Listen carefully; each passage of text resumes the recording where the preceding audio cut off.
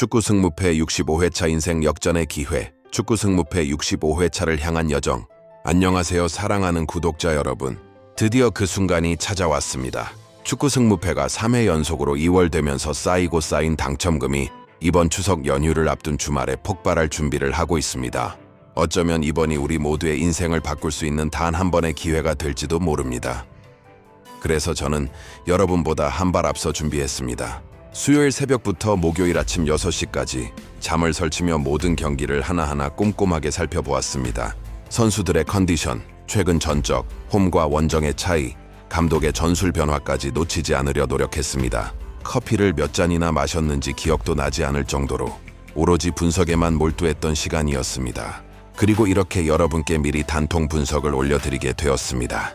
65회차에 도전하실 모든 분들께 조금이나마 도움이 되길 바라는 마음으로 준비한 자료입니다.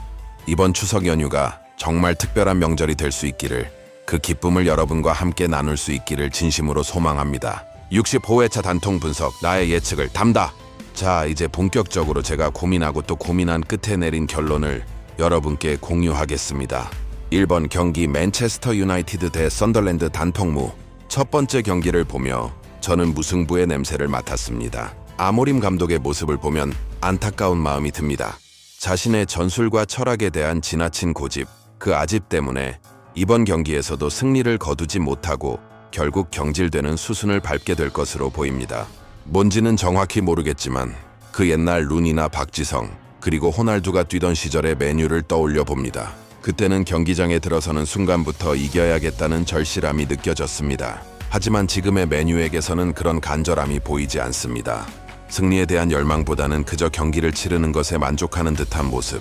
그래서 이번 경기도 무승부로 흘러갈 것이라 예상합니다.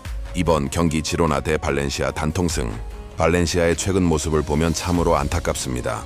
홈에서 오비에드에게 역전패를 당하는 장면을 지켜보았는데 경기력도 엉망이고 그 옛날 강호 발렌시아의 모습은 어디에도 찾아볼 수 없었습니다. 지로나 역시 주요 선수들을 모두 이적시키면서 전력이 많이 약화된 것은 사실입니다. 하지만 이번만큼은 홈에서 이겨줄 것이라 믿습니다. 약해진 전력이지만 홈 관중들 앞에서, 그리고 더 약해진 발렌시아를 상대로 승리를 거둘 수 있을 것이라는 믿음으로 마킹을 합니다. 3번 경기 첼시 대 리버풀 단통무. 빅매치가 등장합니다. 이 경기를 분석하면서 최근 유럽 대항전 결과를 주목했습니다. 리버풀은 갈라타사라이 원정에서 0대1로 패배하고 돌아왔습니다. 반면 첼시는 홈에서 벤피카를 상대로 1대0 승리를 거뒀습니다. 양 팀의 컨디션과 자신감을 비교했을 때 첼시가 조금 더 나아 보이는 것도 사실입니다. 하지만 멋진 승부를 예상하기보다는 지면 나락으로 떨어질 수도 있겠다는 두려움이 양 팀 모두에게 있을 것입니다. 그래서 신중하고 조심스러운 경기 운영 끝에 무승부가 정답이라는 결론에 도달했습니다. 4번 경기 빌바오 대 마요르카 단통무. 빌바오는 도르트문트 원정길에서 완전히 폭망했습니다. 경기력이 정말 꽝이었습니다. 지쳐 돌아온 선수들이 과연 제 컨디션을 발휘할 수 있을지 의문입니다. 반면 마요르카는 팀 자체의 끈끈함이 돋보입니다. 조직력과 팀워크가 살아있는 팀입니다. 지친 빌바오와 단단한 마요르카의 대결. 그래서 단통 무승부를 봅니다. 5번 경기 레알 마드리드 대 비아레알 승. 챔피언스 리그에 출전했던 팀들의 경기력을 살펴보면 흥미로운 점이 있습니다. 레알 마드리드는 유럽 대항전의 경험이 팀의 활력을 불어넣는 것처럼 보입니다. 아무리 비아레알이 강팀이라 하더라도 홈에서의 레알 마드리드를 막기는 쉽지 않을 것입니다. 유럽 무대에서 쌓은 자신감이 국내 리그에서도 빛을 발할 것으로 보이며 확실한 승리를 예상합니다. 참고사항으로 말씀드리자면 레알 마드리드는 현재 수비수들의 줄부상으로 어려움을 겪고 있습니다. 그리고 챔피언스리그 카자흐스탄 알마티 고지대 원정을 다녀와서 약간은 힘들 수도 있겠습니다. 고지대 원정의 피로도는 일반 원정보다 훨씬 더 가혹하다는 것을 우리는 알고 있습니다. 하지만 그럼에도 불구하고 저는 이 경기에서 무승부는 없다고 생각합니다. 어차피 이번 회차도 이변이 많이 날 것 같은 느낌이 듭니다. 하지만 저는 첫 경기에서 이변을 잡지 않습니다. 수비수 부상과 고지대 원정 피로도라는 악재가 있음에도 레알 마드리드의 공격력과 홈에서의 위력은 여전히 강력합니다. 비아레알이 선방할 수는 있겠지만 결국 레알 마드리드가 승리를 거둘 것이라는 게 제 판단입니다. 6번 경기 알라베스 대 엘체 단통무. 이 경기를 분석하면서 과거를 돌이켜 봤습니다. 몇 회차 전이었나요? 알라베스가 빌바오 원정길에서 0대1로 이긴 적이 있었습니다. 그때 저는 큰 실수를 했습니다. 만약 그 경기가 바스크 지역 더비인 줄 알았더라면 절대 빌바오의 승리를 찍지 않았을 텐데 말이죠. 그때 이것을 놓쳤었거든요. 더비 경기의 특수성을 간과한 것이 정말 아쉬웠습니다. 그 경험을 통해 알라베스에 대해 더 깊이 들여다보게 되었습니다. 데포르티보 알라베스는 홈에서만큼은 정말 잘 뜁니다. 홈팬들의 응원을 받으며 보여주는 투지와 경기력은 원정에서와는 완전히 다른 팀입니다. 홈에서의 알라베스를 결코 무시할 수 없습니다. 그리고 엘체의 경기를 보면서 감탄했던 점이 있습니다. 90분 풀타임을 뛰어도 지치지 않는 선수들의 체력과 끈기입니다. 경기 종료 휘슬이 울릴 때까지 강도 높은 압박과 빠른 전환을 보여주는 엘체의 모습은 정말 인상적이었습니다.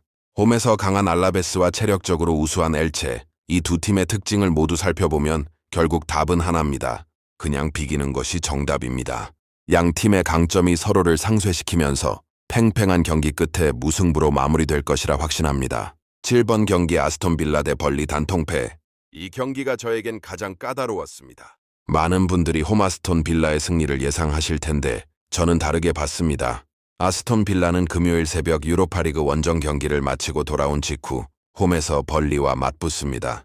유럽 원정길의 피로도는 상상 이상입니다. 장거리 이동, 시차 적응, 그리고 치열했던 90분의 경기, 선수들의 몸과 마음이 모두 지쳐 있을 겁니다. 반면 벌리는 일주일 내내 이 경기만을 준비했을 것입니다. 체력적으로나 전술적으로나 훨씬 더 준비가 잘 되어 있는 상태겠죠. 뭔지 모를 느낌이지만 이번만큼은 아스톤 빌라가 절대 이기지 못할 것 같다는 확신이 듭니다. 유럽 원정을 다녀온 팀들의 다음 경기를 살펴보면 예상외로 많은 팀들이 고전하거나 패배하는 경우를 자주 봤습니다. 그래서 과감하게 단통패를 선택합니다. 8번 경기 에버턴 대 크리스탈 팰리스 단통승. 크리스탈 팰리스 역시 금요일 새벽 컨퍼런스 리그를 치르고 온 팀입니다. 유럽 대항전 후 바로 이어지는 리그 경기. 이것이 얼마나 선수들에게 부담이 되는지 우리는 여러 경기를 통해 봐왔습니다. 에버턴과 크리스탈 팰리스의 최근 상대 전적을 살펴봤습니다. 지난 5경기에서 에버턴은 3승 2무로 크리스탈 팰리스를 상대로 단 한 번도 지지 않았습니다. 특히 홈에서의 에버턴은 확실히 다른 팀입니다. 홈팬들의 열기와 익숙한 경기장, 그리고 크리스탈 팰리스를 상대로 한 심리적 우위까지. 여기에 상대의 피로도까지 고려하면 에버턴이 이기지 못할 이유가 없습니다.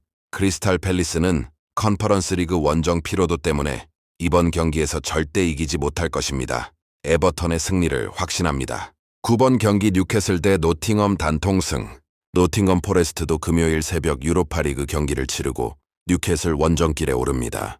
이미 지친 상태에서 원정 경기까지 이것은 정말 가혹한 일정입니다.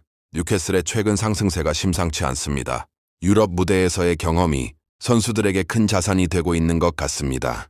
세인트 제임스 파크에서 열리는 홈 경기, 뉴캐슬 팬들의 열정적인 응원은 상대팀에게 큰 압박으로 다가옵니다. 노팅엄도 만만치 않은 상대지만 전 토트넘에서 감독으로 간 포스테코글루를 절대 믿지를 않는 1인입니다. 그리고 유로파리그를 치르고 온 피로도와 홈에서의 뉴캐슬을 맡기는 쉽지 않을 것입니다.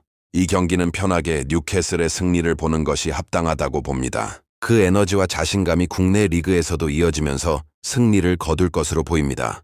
10번 경기 울버햄튼 대 브라이턴 단통패. 토트넘 경기에서 한번 잘했다고 이번에도 잘한다고요? 전 믿지 않습니다. 울버햄튼을 보면 안타까운 마음이 듭니다. 황희찬 선수가 있어서 응원은 하고 싶은데 울버햄튼은 중요 선수들을 하나도 지키지 못하고 모두 이적을 시켰습니다.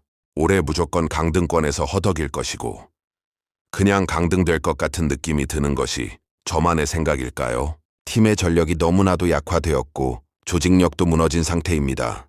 반면 브라이턴의 조직력과 전술적 완성도는 프리미어리그에서도 손꼽힐 정도입니다.